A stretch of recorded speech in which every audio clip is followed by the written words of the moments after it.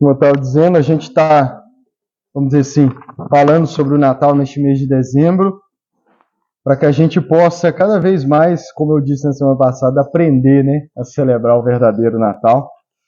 Aguarde, porque o ano que vem vai ter um presépio de todo tamanho aqui, tá? Que eu tenho dito aqui, eu já disse o ano passado também, né? O que mais representa o Natal não é a árvore com presente, é o presépio. E o que é o presépio?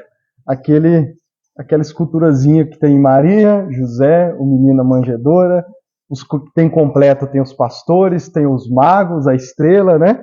Então ali é o que realmente... Você quer montar árvore, fica à vontade, não é pecado, nós cremos aqui que não é pecado. Dê presentes, faça tudo o que você quiser, mas o presépio também não pode faltar, porque do contrário você vai estar celebrando um Natal comercial, né? Ou de um Papai Noel que é um ser em partes fictício, né? Porque ele é baseado num homem que de fato existiu, e esse homem inclusive era cristão. Mas, vamos dizer assim, o que nos aponta e nos lembra mesmo é o presépio. Amém? Abra sua Bíblia comigo hoje em Lucas capítulo 2. Nós lemos Lucas capítulo 2, dos versos 1 a 20 a semana passada. E hoje nós vamos dar continuidade em Lucas 2. Nós vamos ler do 21 ao 33 e do 36 ao 38. Semana passada o tema foi Natal, o cumprimento da promessa, onde eu comecei em Hebreus 1 falando que o Natal é o cumprimento da promessa, a maior promessa que Deus havia feito no Antigo Testamento, que é o envio do Messias, do Cristo, do Salvador do mundo. E o Natal é o cumprimento dessa promessa, porque Jesus é o Messias, é o Cristo, é o Salvador do mundo.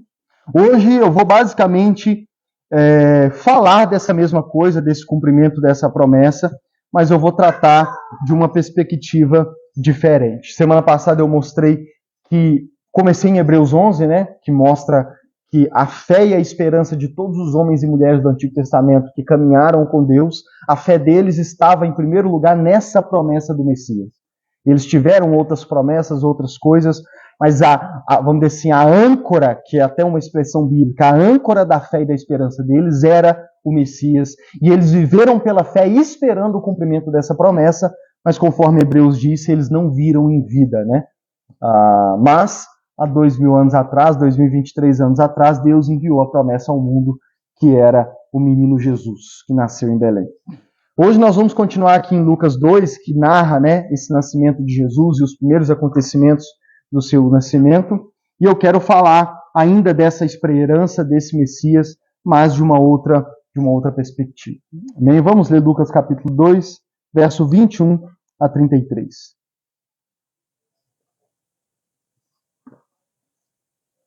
Lucas 2, 21 a 33 e depois 36 a 38. Diz assim: completando-se os 8 dias para a circuncisão do menino, foi-lhe posto o nome de Jesus, o qual lhe tinha sido dado pelo anjo antes de ele nascer.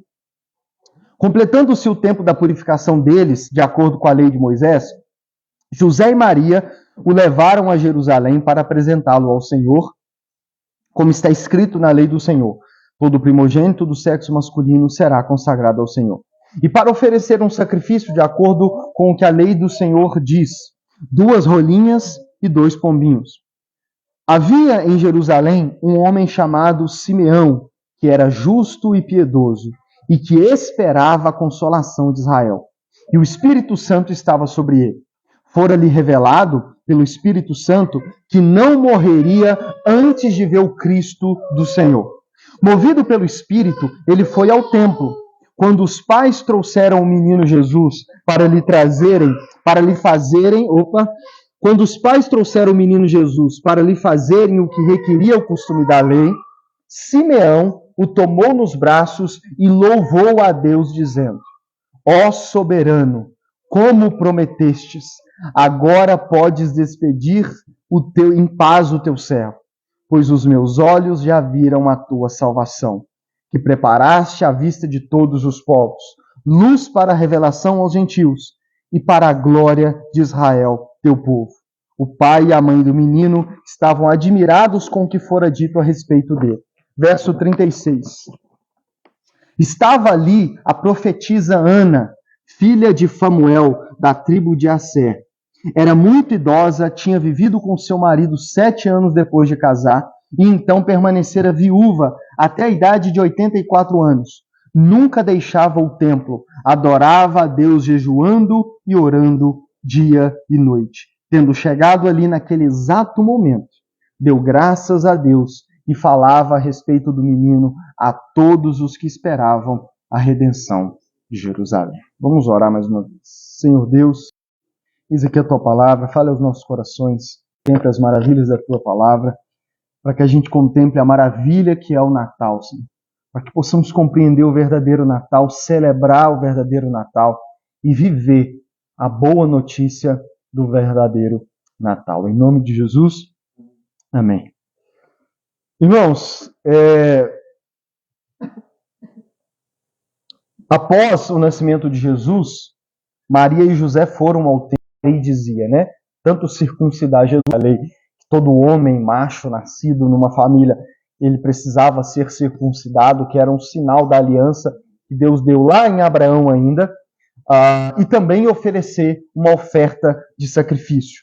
Inclusive, o texto vai falar especificamente sobre a oferta deles, que era 2 rolinhos ou 2 pombinhos, porque essa era a oferta que uma família pobre, né, ofertava.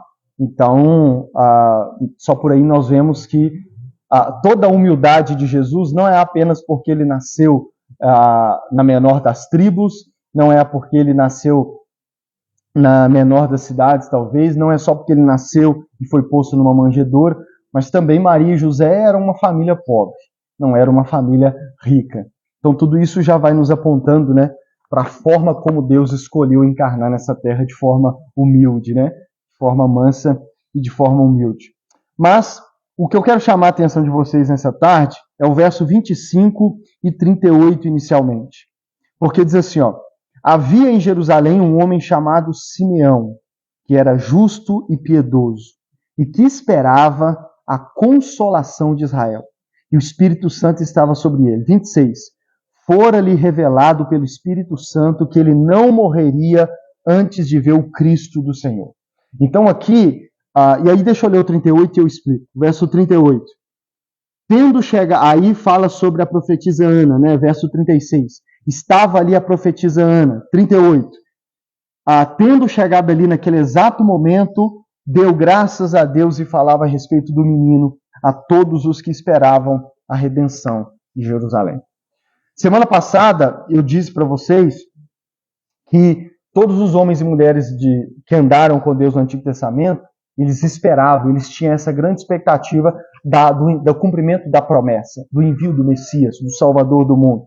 E eles viviam baseado nessa esperança, nessa promessa e na fé nessa promessa. E aqui a forma como Lucas nos apresenta Simeão e Ana baseado na pregação da semana passada, vocês podem entender um pouco o que Lucas está querendo fazer. Lucas está nos apresentando Simeão e Ana Simeão como um homem justo e piedoso que esperava a consolação de Israel e que frequentemente estava no templo e que ele inclusive foi ao templo movido pelo Espírito Santo de Deus e ele ainda, em especial, além das promessas do Antigo Testamento, o Espírito Santo tinha prometido para ele, de forma, posso dizer assim, pessoal e particular, de que ele não morreria antes de ver o Cristo. Hebreus 11 disse a semana passada que todos os homens do Antigo Testamento que foram citados, eles morreram sem ver a promessa. Mas olha aqui Lucas dizendo que havia um homem chamado Simeão, que diferente da galeria de Hebreus 11, que eles morreram sem ver a promessa, o Espírito Santo havia dito para ele, você não vai morrer sem ver o Cristo, sem ver a promessa se cumprindo. Imagina que promessa maravilhosa! Imagina você lembrar que todos os homens do passado morreram sem ver a promessa e o Espírito Santo diz para você que você não seria um deles, que você não morreria sem ver a promessa. E Simeão, pelo texto, já era uma pessoa mais velha. Então você imagina a expectativa dele, né? Imagina essa esperança dobrada, porque além das promessas do Antigo Testamento da vinda do Messias, você ainda tem uma promessa particular, uma promessa pessoal de que você não morreria antes de ver o Cristo.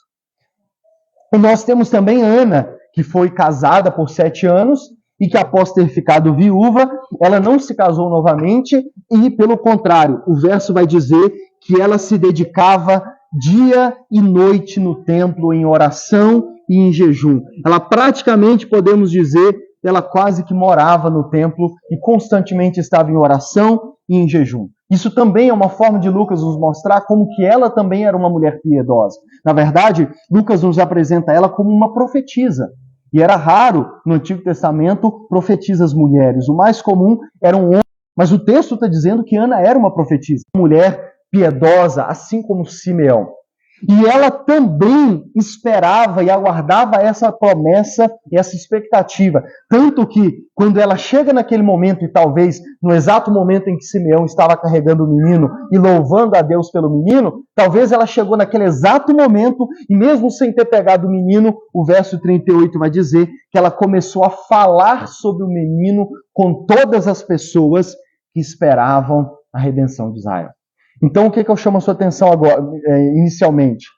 É que Simeão, o texto é claro em dizer que ele esperava a consolação de Israel.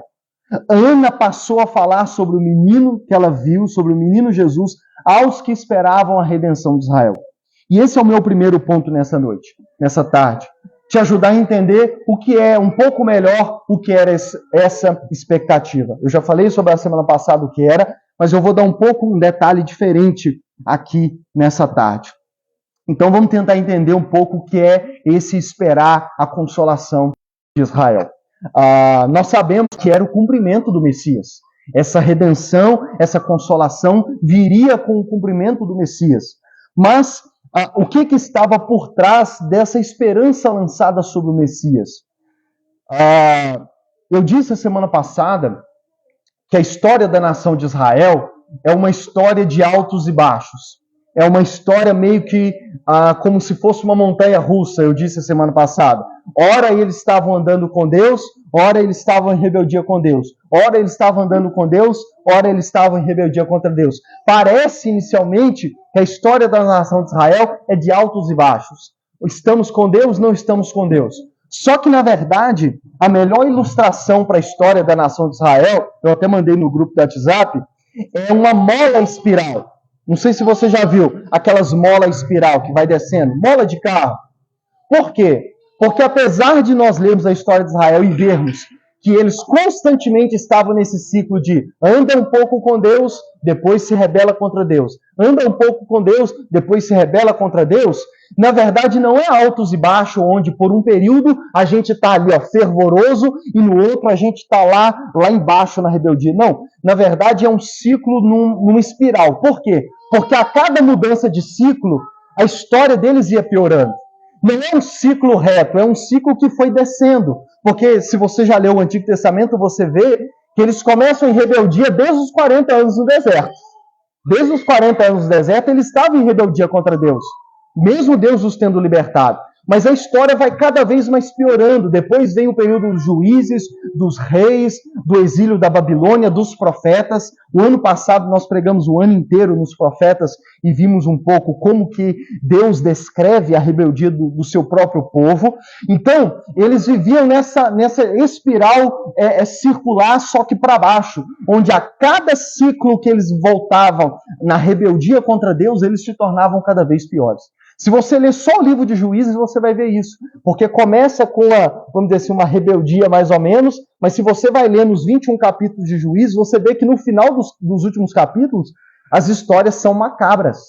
As histórias são macabras. É um homem que entregou sua própria mulher para ser estuprada por uma cidade inteira, depois ele pega o corpo, picota o corpo, pega os pedaços da sua própria esposa, envia para a nação de Israel, e aquilo gera uma guerra civil na nação, e a história Juízes termina de forma muito até mesmo cabulosa, vamos dizer assim. Então, resumindo, a história da nação de Israel ela vai piorando cada vez mais. O estado da nação de Israel vai piorando cada vez mais. A ponto de em Ezequiel, capítulo 5, versos 5 a 7, Ezequiel é um profeta do período do exílio, ou seja, quando Deus os enviou para a Babilônia para puni-los, para corrigi-los e deixou eles lá 70 anos.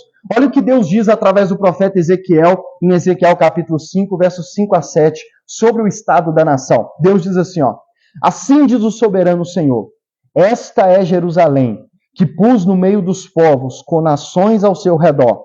Contudo, em sua maldade, ela se voltou contra as minhas leis e contra os meus decretos, mais do que os povos e as nações ao seu redor. Aí ele continua: ela rejeitou as minhas leis e não agiu segundo os meus decretos. Portanto, assim diz o soberano Senhor, você tem sido mais rebelde do que as nações ao seu redor, e não agiu segundo os meus decretos, nem guardou as minhas leis. Você nem mesmo alcançou os padrões das nações ao seu redor. Então olha para você ver como que Deus está dizendo através do profeta. A nação de Israel, apesar de eu ter feito tudo por ela, ela se rebelou contra mim, vindo a fazer pior do que os povos ao seu redor. Porque as nações ao redor de Israel, a gente sabia, não serviam ao Deus vivo e verdadeiro. Eram rebeldes para com Deus vivo e verdadeiro. Mas a nação de Israel não. Toda a história é esperada, porque é o povo que Deus escolheu.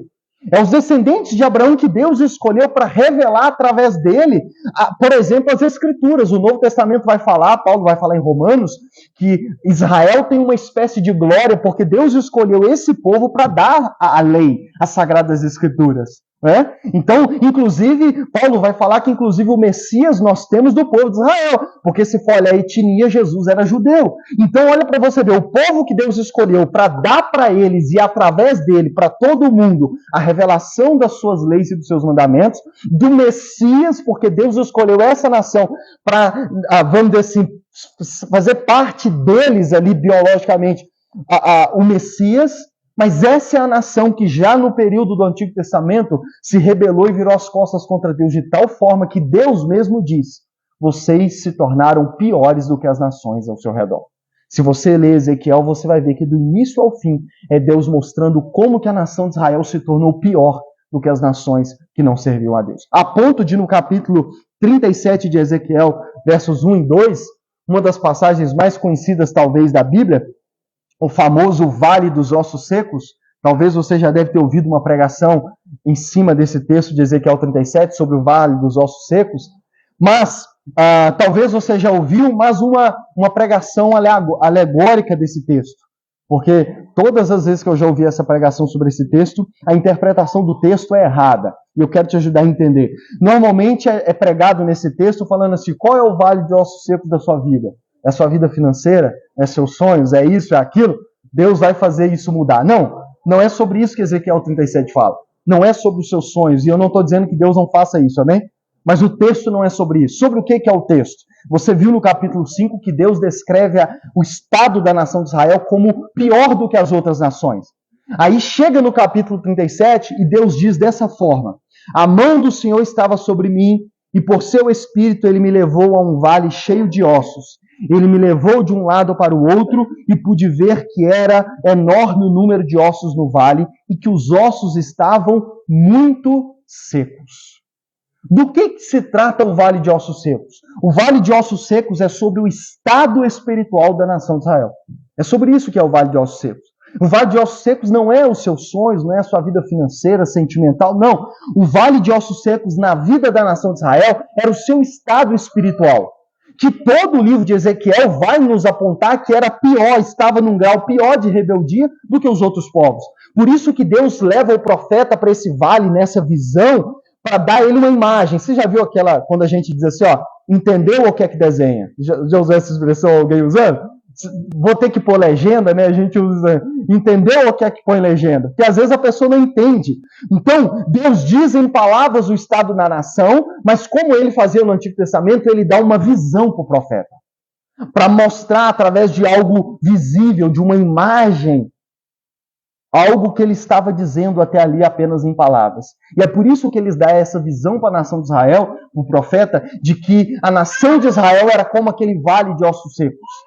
Sequíssimos, na verdade. Então isso descreve, irmãos, o estado da nação de Israel, o estado espiritual da nação de Israel no fim do Antigo Testamento.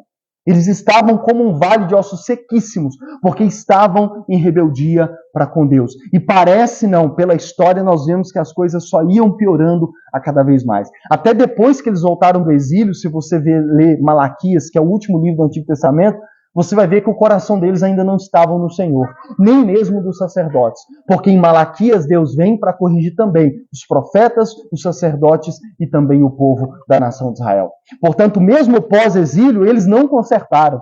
Ficaram 70 anos para Deus corrigi-los, mas mesmo assim, mesmo tendo ficado 70 anos cativos, exilados na Babilônia, eles não se arrependeram e não mudaram de coração. Por quê? Porque eles estavam em profunda rebeldia para com Deus. Mas nós não temos apenas uma má notícia na Bíblia. Deus já havia dado para eles uma boa notícia. Deus já havia feito uma promessa para esse povo.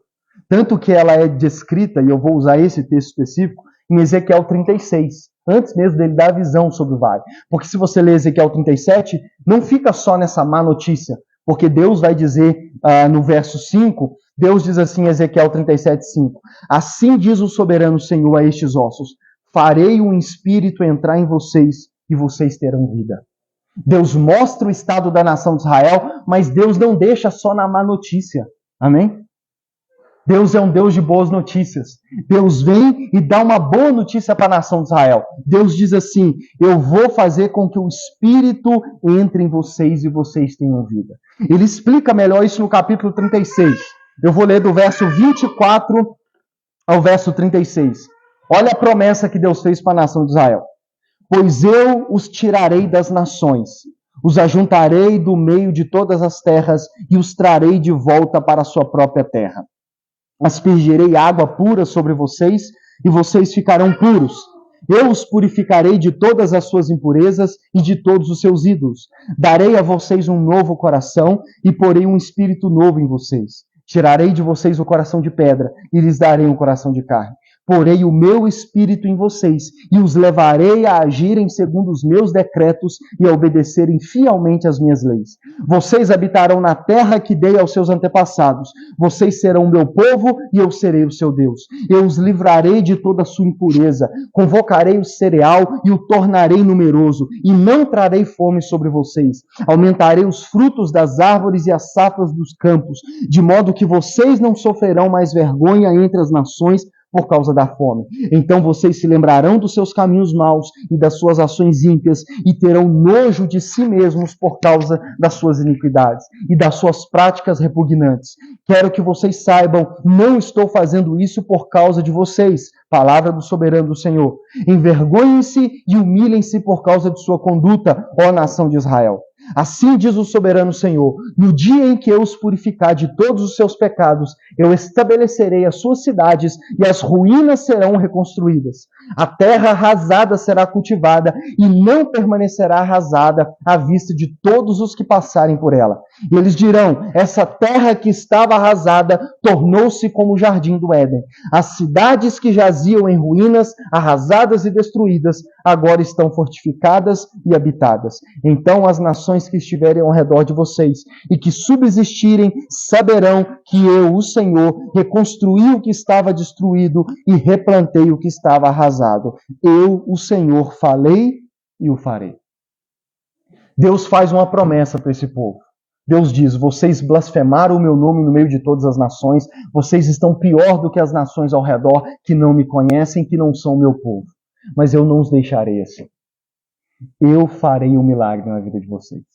Deus diz, eu vou arrancar esse coração de pedra. Sabe esse coração de pedra de vocês que é teimoso em ir e em se manter rebelde para comigo? Que a cada vez mais melhora, mas no sentido de melhorar na prática do pecado e na rebeldia. Então, eu vou tirar esse coração de pedra. E eu vou colocar no lugar um coração de carne. Eu vou dar a vocês um novo espírito. Eu vou colocar o meu próprio espírito em vocês. E eu vou levar vocês a me obedecerem, a andarem nos meus caminhos. E não só isso, mas ele diz, eu vou reconstruir toda a nação. Todas as ruínas, porque por causa do exílio, a nação de Israel foi destruída. O templo foi destruído, os muros foram destruídos. Tanto que aqui entra a história de Neemias, por exemplo, e Esdras, mas toda a nação foi destruída. Eles estavam na sua vida espiritual, na sua vida destruídos, rebeldes para com Deus, no estado de sequismo, de ossos secos, mas a nação física também estava destruída. Mas Deus faz uma promessa em Ezequiel para eles, Porque o mesmo Deus que revela para eles, vamos dizer assim, a cara feia deles, o mesmo Deus que coloca um espelho na frente dele e diz, olha quem vocês são piores do que as outras nações. É o mesmo Deus de graça e misericórdia que faz promessas de transformação, que diz, eu sei que vocês jamais se arrependerão e voltarão a andar comigo por suas próprias vontades. Mas Deus diz assim, mas eu vou fazer esse milagre. Eu vou fazer esse milagre. Eu vou transformar o coração de vocês. Eu vou dar a vocês um novo coração.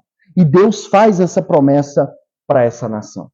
E é por causa disso que, por exemplo, Simeão e Ana aguardavam a consolação e a redenção de Israel.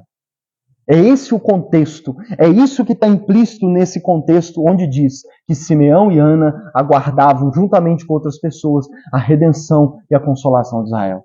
Eles reconheciam o estado da nação, irmãos, e eles aguardavam com grande expectativa e fé o cumprimento dessa profecia, da vinda do Messias que iria redimir a nação de Israel.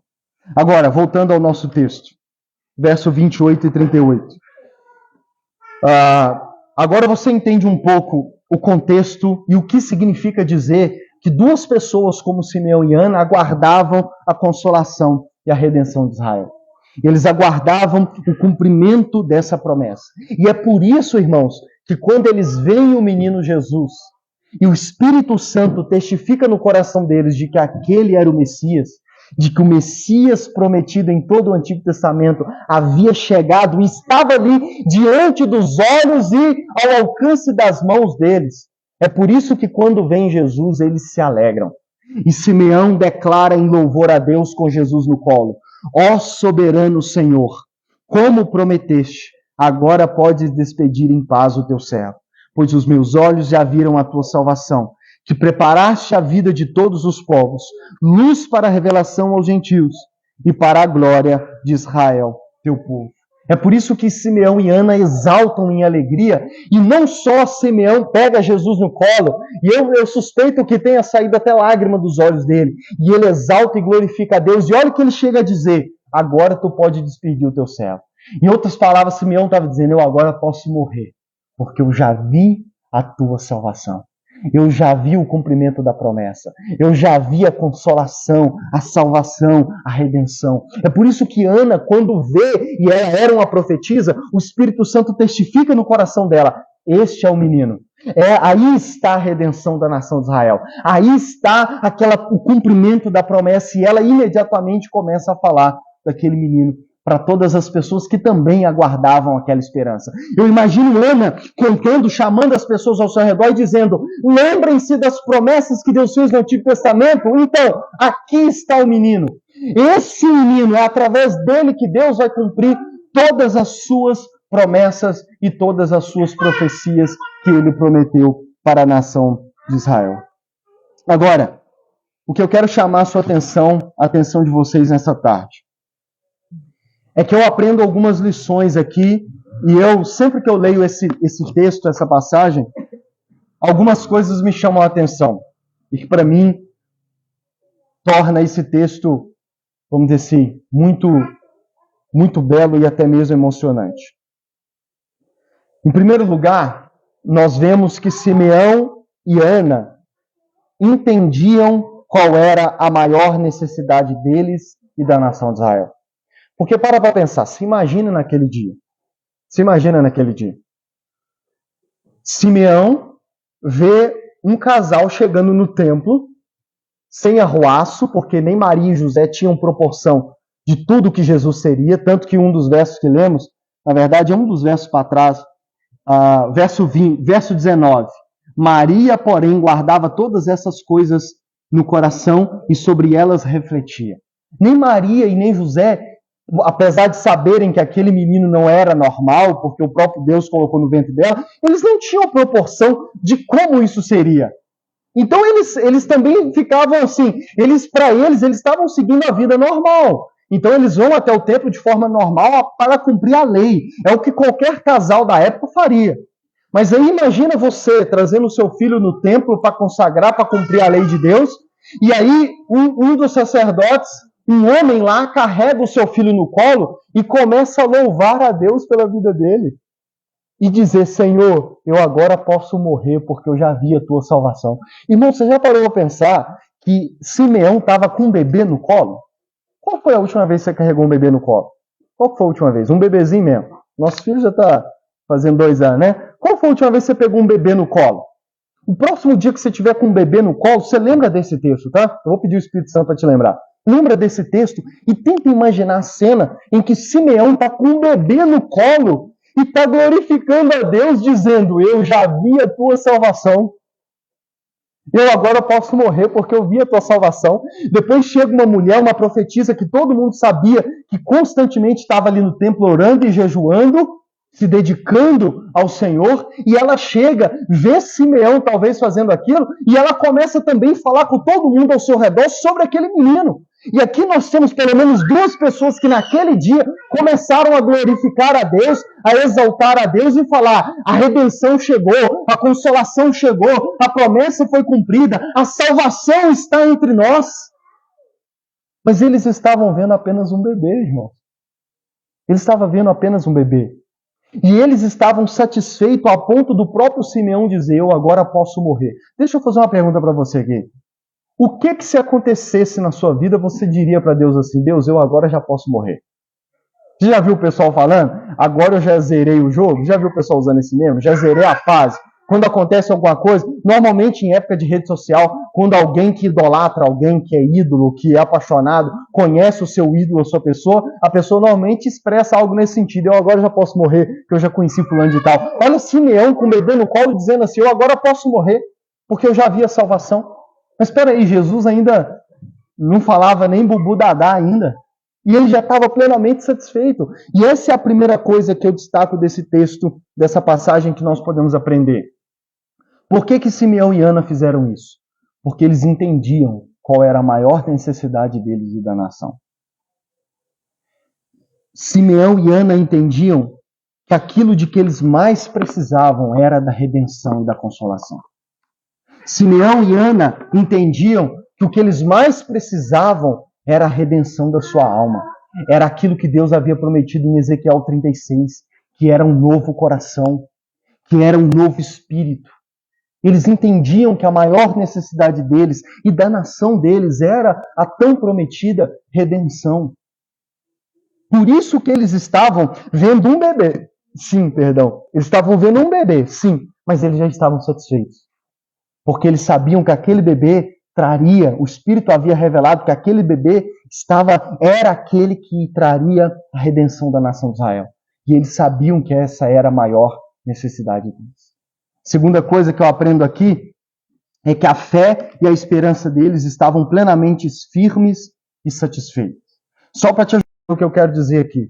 Em Lucas 24, no Evangelho de Lucas, Lucas fala sobre 2 discípulos no caminho de Emaús que Jesus encontra após ter ressuscitado, mas que Jesus não deixa eles reconhecerem que era ele. Jesus começa a conversar.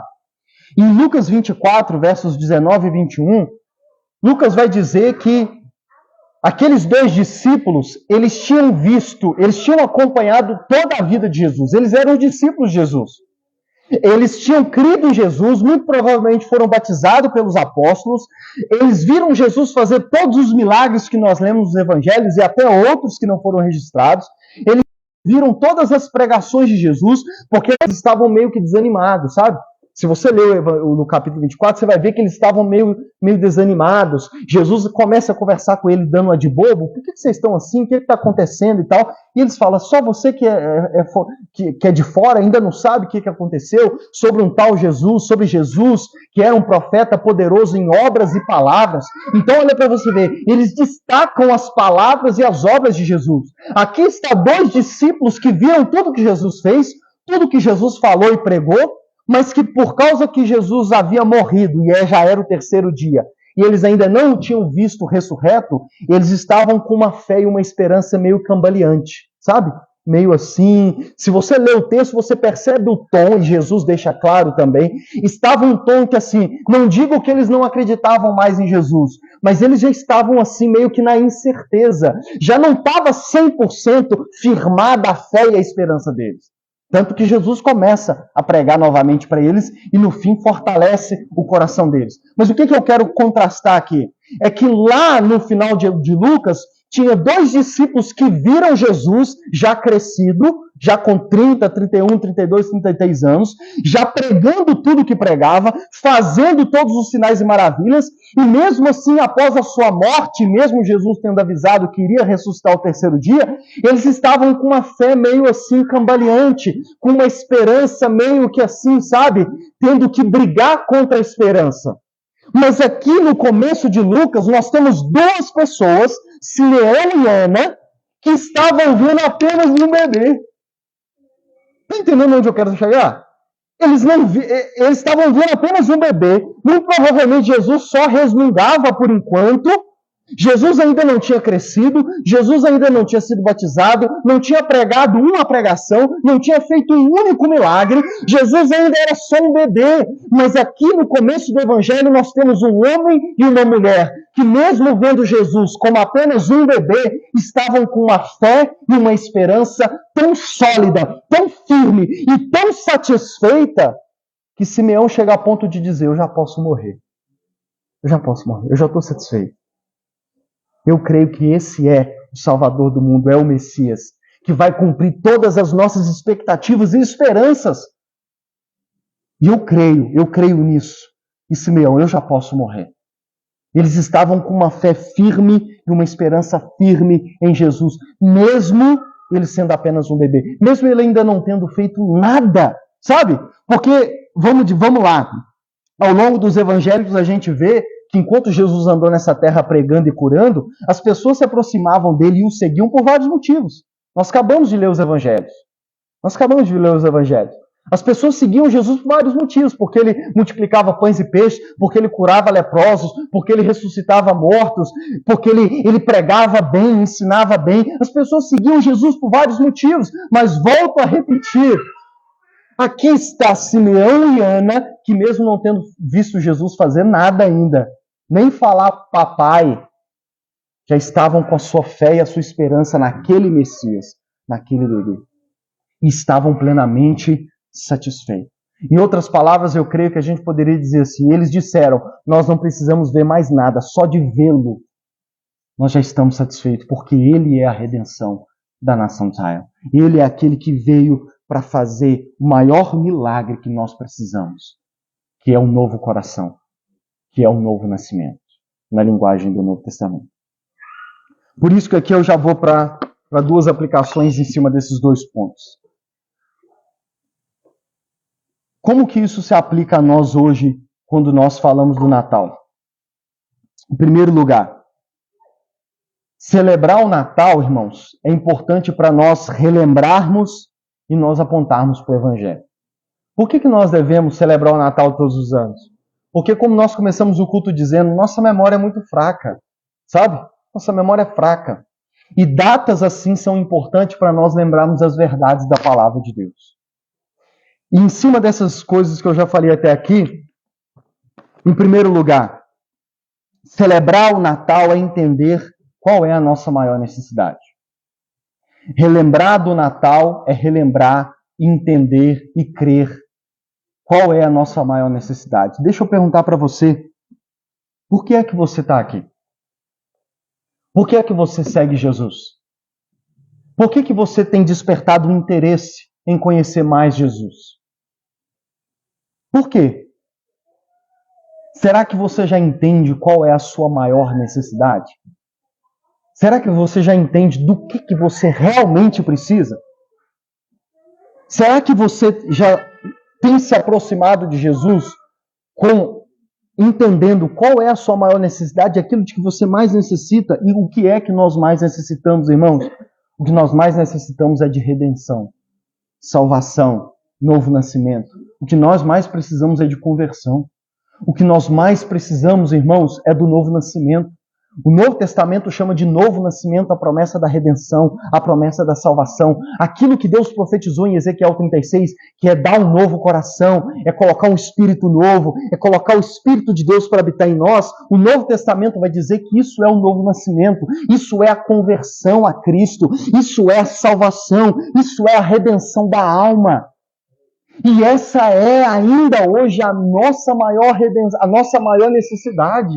Era da nação de Israel e é a minha e a sua necessidade. Nós precisamos disso, irmãos. Claro, nós precisamos de várias outras coisas na vida, mas deixa eu dizer para você, o que nós mais precisamos é da redenção, do novo nascimento. Jesus veio para isso em primeiro lugar, irmãos. É claro que Jesus curou enquanto esteve nessa terra, e Ele cura ainda hoje. É claro que Jesus fez várias coisas enquanto esteve nessa terra, abriu olhos de cego, ressuscitou morto. Sim, Ele fez e ainda faz isso hoje. Mas o que eu quero chamar a sua atenção nessa tarde é que você não esqueça qual é a sua maior necessidade e o que é suficiente para você vir até Cristo, irmãos. Olhe para mim, por que você veio até Cristo? Por que você veio até Cristo? Ou por que você já tem sentido um impulso para vir até Cristo? Será que é para ter um carro próprio? Será que é para ter prosperidade? Será que é para ter uma cura? Para ter uma bênção na área tal, na área familiar? Enfim, deixa eu dizer para você, existem várias razões que possamos vir a Cristo, mas deixa eu te dizer, a maior de todas as razões para virmos a Cristo, para crermos no menino que nasceu na manjedoura, para crermos no Natal e relembrarmos neste Natal, é que a nossa maior necessidade é um novo nascimento, é um novo coração, e essa é a maior e principal promessa que o Messias veio para cumprir. A promessa do novo nascimento. Porque deixa eu dizer para você, se nós não nascermos de novo, ainda que Deus nos conceda todas as coisas da vida, você vai jogar por água abaixo. A nação de Israel nos fala sobre isso. Quantas vezes Deus foi gracioso, misericordioso e abençoou a nação de Israel. Mas por causa do coração pecaminoso, do coração de pedra deles, eles jogaram por água abaixo. Eles conseguiram estragar todas as bênçãos que Deus deu para eles. E deixa eu dizer para você, nós não somos diferentes, irmãos. Nós não somos diferentes. Ainda que Deus nos dê todas as bênçãos que queremos ter nessa vida, se nós não tivermos a nossa maior necessidade suprida, que é o novo nascimento, que é um novo coração, que é receber um novo coração e ter o Espírito de Deus habitando em nós, nós jogaremos tudo por água abaixo. E aqui, aplicando ao tema que a gente tem tratado o ano inteiro, você vai fazer o seu casamento o seu inferno. Você vai fazer as bênçãos financeiras ser jogadas por água abaixo. Você vai destruir a sua casa, a sua família e tudo que Deus colocar na sua mão. Por quê? Porque a nossa maior necessidade é um novo coração. João capítulo 3, não sei se você vai lembrar, mas Jesus estava conversando com Nicodemos. E Nicodemos veio conversar com Jesus à noite. E Jesus responde assim para Nicodemos: ninguém pode ver o reino de Deus se não nascer de novo. Perguntou Nicodemos: como alguém pode nascer sendo velho? É claro que não pode entrar pela segunda vez no ventre de sua mãe e renascer. Respondeu Jesus: digo-lhes a verdade. Ninguém pode entrar no reino de Deus se não nascer da água e do Espírito. E essa água e Espírito é o que Deus profetizou lá em Ezequiel 36. Que é aspergir a água para purificação e colocar um Espírito novo. E Jesus diz no verso 6: o que nasce da carne é carne, mas o que nasce do Espírito é Espírito. Não se surpreenda pelo fato de eu ter dito: é necessário que vocês nasçam de novo. Jesus está falando isso para um fariseu, irmão. Para um cara que já era religioso, sabe? Já era da religião. Ele tinha a religião certa, ele era judeu, ele cria na Bíblia, ele lia o Antigo Testamento. Mas Jesus está falando para ele: você precisa nascer de novo. Porque se você não nascer de novo, você não vai ver o reino de Deus. Você não vai ver as outras coisas que Deus pode conceder e fazer nesse mundo que é o reino de Deus, sem nascer de novo. Porque a maior prioridade da nossa vida, irmãos, de cada um de nós, é o novo nascimento. É um novo nascimento. E nós precisamos nos lembrar disso. O Natal deve nos lembrar disso, de que Jesus nasceu em primeiro lugar para cumprir a maior das profecias, que era o novo nascimento, que era nos dar redenção, era transformar o nosso ser de dentro para fora.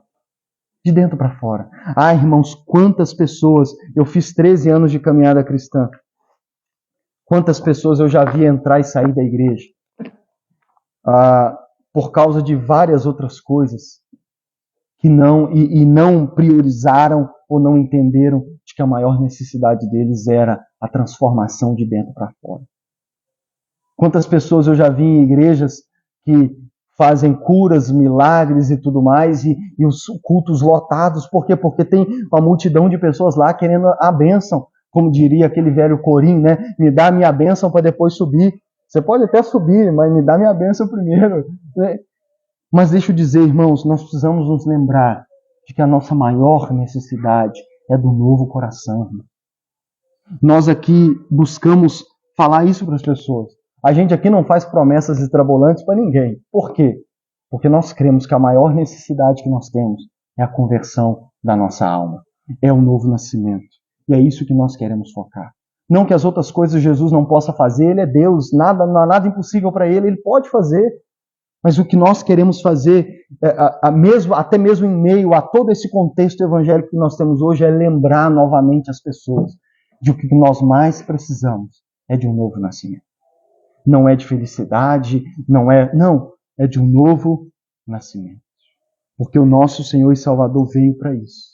Quando o anjo anunciou o nascimento de Jesus, ele disse, ele vai chamar Jesus porque ele vai livrar o povo do seu pecado. Irmãos, nós somos escravos do pecado e precisamos de um Redentor que nos liberte da escravidão do pecado. Olha como que Paulo fala isso em Romanos capítulo 8, a partir do verso 2. Por meio de Cristo Jesus, a lei do Espírito de vida me libertou da lei do pecado e da morte. Irmãos, nós somos escravos do pecado e da morte até que Cristo nos encontre, até que Cristo venha e nos liberte. Paulo continua dizendo, porque aquilo que a lei foi incapaz de fazer, por estar enfraquecida pela carne, Deus o fez enviando o seu próprio Filho, à semelhança do homem pecador, como oferta pelo pecado, e assim condenou o pecado na carne. Irmãos, o que nós mais precisamos é dessa libertação do poder do pecado, do poder da morte e da mão do diabo. E é isso que Cristo nasceu para fazer. Cristo nasceu para que, em primeiro lugar, nós pudéssemos nascer de novo. Que possamos, nesse Natal, lembrar dessa primeira coisa. E que possamos priorizar a coisa certa. Lucas, eu já nasci de novo, eu já tenho um novo coração. Então, que nesse Natal você se lembre dessa bênção. Dessa maior das notícias, das maiores das bênçãos. E que você possa estar tão firme e plenamente satisfeito nisso que Cristo já fez na sua vida, que você pode virar para Jesus e dizer, eu já posso até morrer. Ainda não tenho carro próprio, como é o meu caso, ainda não tenho minha casa própria, creio que Deus pode me dar, mas ainda não deu. Eu ainda não tenho várias outras coisas que eu sonho para essa vida aqui nessa terra, mas eu já posso morrer, irmãos. Por isso que Paulo chega a ponto de dizer que morrer para mim é lucro. Olha o que leva um cara a falar que para ele morrer é lucro. E que ele diz, se eu morresse eu estaria melhor. Por quê? Porque ele sabia que a maior necessidade dele, ele já havia recebido, que era um novo nascimento, que era um novo coração. Em segundo lugar, e para finalizar, celebrar o Natal é relembrar em quem nossa fé e esperança devem estar plenamente firmes e satisfeitos. Nossa esperança e nossa fé devem estar no menino Cristo, que nasceu e foi colocado na manjedoura. Como eu disse para vocês, ainda hoje, pessoas vão até as igrejas, até Jesus, por vários motivos. Bênçãos materiais, falsas promessas, interesses naquilo que ele pode fazer nessa vida e várias outras coisas. Mas deixa eu dizer para vocês, a nossa fé não pode estar nessas coisas. Irmãos. Nossa maior motivação não pode ser essas coisas. A nossa maior motivação deve ser o Cristo. O próprio Cristo, o menino que nasceu na manjedoura. Ele é o alvo da nossa fé. Ele é aquele em quem devemos buscar. Porque às vezes nós estamos buscando tantas coisas na igreja que ainda que talvez Jesus não esteja naquela igreja, a gente continua indo lá. A gente continua indo lá. E na verdade, Apocalipse tem uma igreja que Jesus estava do lado de fora batendo na porta e o povo estava lá dentro, seguindo o culto normal. Por quê? Porque muito provavelmente eles se perderam em meio às coisas dessa vida, até mesmo na liturgia do culto, no funcionamento da religião evangélica, e perderam o Cristo. Irmãos, a nossa fé e esperança devem estar firmadas no Cristo. A ponto de que, como dizia Martinho Lutero, ainda que em uma igreja faça chover milagres todos os dias aos montes, se não tiver a verdade, se não tiver o Cristo, ela não serve, irmãos. Ela não serve. Porque a nossa fé e esperança deve estar colocada em Cristo. E ainda hoje possuem pessoas com uma fé cambaleante e insatisfeita em Cristo por vários motivos. Se tem pessoas que vão até as igrejas ou vão até Cristo por outros motivos e motivações que não é Ele, temos também, ainda hoje, pessoas que a fé e a esperança ainda são cambaleantes. E eu não digo que isso seja errado de tudo. Nós enfrentamos momentos em que a nossa fé e esperança ela vai cambalear mesmo. Isso é normal, irmão. Isso é normal. Mas o ponto é, às vezes nós estamos com uma fé cambaleante, insatisfeita em Cristo, talvez por algo que Ele ainda não fez. Porque nós devemos levar até Ele os nossos pedidos e as nossas súplicas. Mas, no fim das contas, a decisão é dele fazer ou não. E às vezes nós estamos como o irmão do filho pródigo, que porque não recebeu uma bênção que ele achava que merecia, ele se tornou, a fé dele começou a cambalear e se tornou uma fé insatisfeita. Talvez expectativas não satisfeitas. Às vezes a gente vai para a igreja evangélica com muitas expectativas. Expectativas de ficar rico. Ah, não, eu vou para a igreja evangélica porque lá o pessoal fica rico. Ah, eu vou para lá porque lá o pessoal nunca mais sofre. Eu vou para lá porque lá nem gripe o pessoal pega, né? Porque e aí a gente chega e começa a ver a verdadeira vida cristã e as expectativas vão lá embaixo, e às vezes a gente, por causa dessas expectativas que nós criamos, Deus nunca prometeu, ou que falsas promessas foram feitas, a gente começa a cambalear. Ou, como o próprio Jesus disse na parábola do semeador, a semente não vinga por causa da tribulação ou perseguição. Irmãos, nós cristãos somos chamados para ser perseguidos e passar por tribulação. Nós somos chamados. Paulo diz a Timóteo que a nós foi dado o privilégio de não só crer em Jesus, mas também padecer por Ele. Nós vamos passar por sofrimentos e perseguições, irmãos. Agora, preocupações da vida e o engano das riquezas são outras coisas que Jesus também falou, que sufocam o coração daqueles que a semente está sendo lançada. Tudo isso faz com que alguns de nós tenham uma fé cambaleante e uma fé e esperança um pouco insatisfeita em Cristo. Mas deixa eu dizer para vocês, irmãos, esse texto, essa passagem, me lembra e me ajuda a lembrar que a minha fé e a minha esperança precisam estar plenamente firme e satisfeita no menino Jesus. No sentido de que, assim como Simeão e Ana estavam só com o menino no colo, volto a dizer, eles não estavam com aquele Jesus que depois ensinava, pregava, fazia milagre, andava sobre as águas.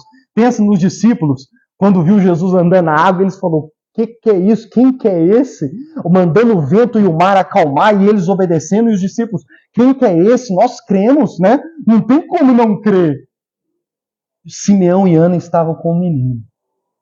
E para eles já foi o suficiente. A fé e a esperança deles estava firme e satisfeita naquele menino. Irmãos, deixa eu dizer para você, Jesus pode fazer muitas coisas na nossa vida quando nós vamos até Ele.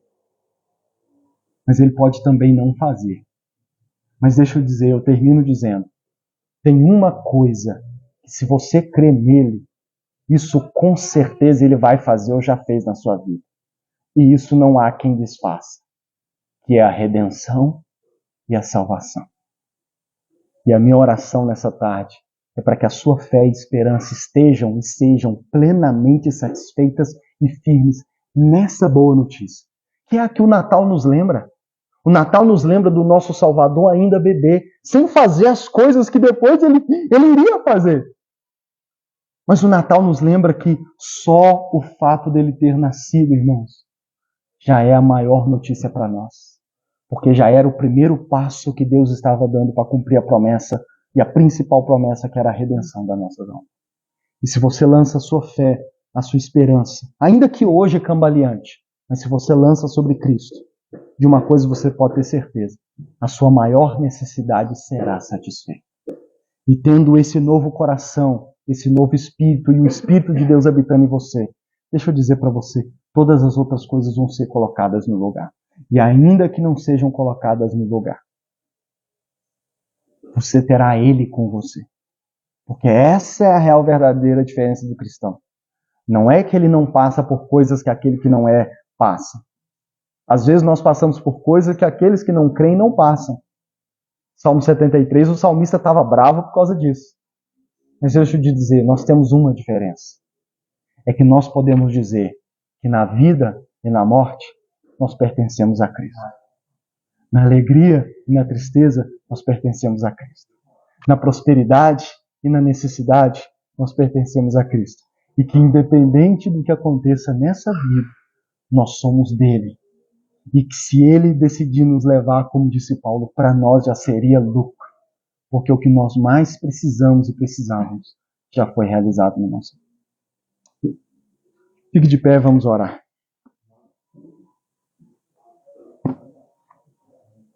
Vamos pedir ao Espírito Santo que faça esse milagre em nossos corações.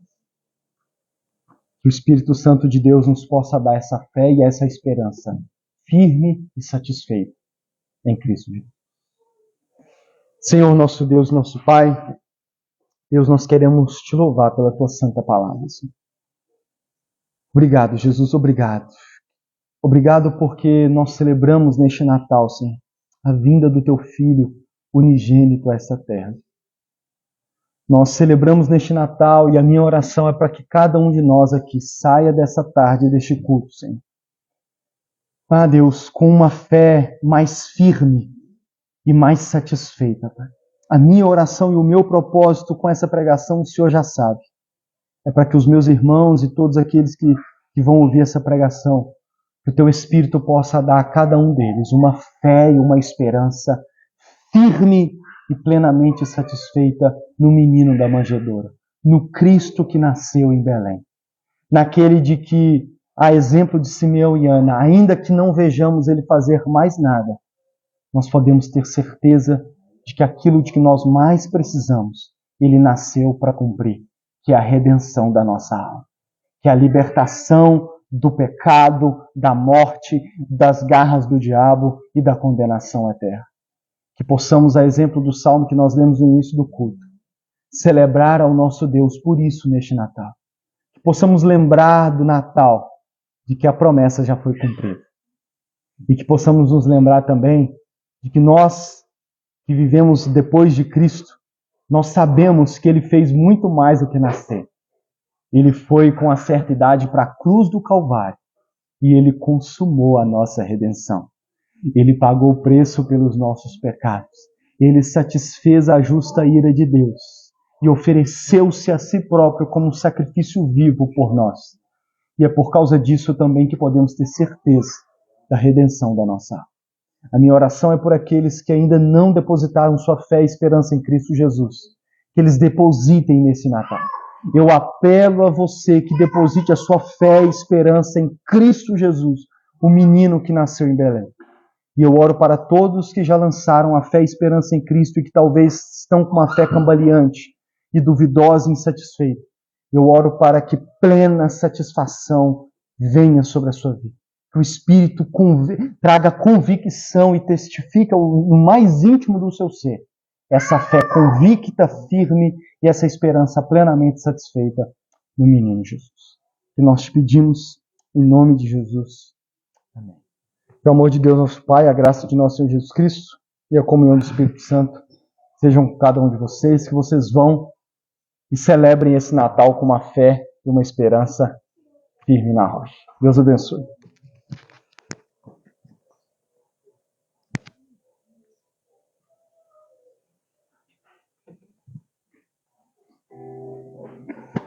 Irmão, bom mesmo, tá? Bom mesmo. Que bom, que bom. A gente vai estar feliz de caminharmos juntos com o Senhor.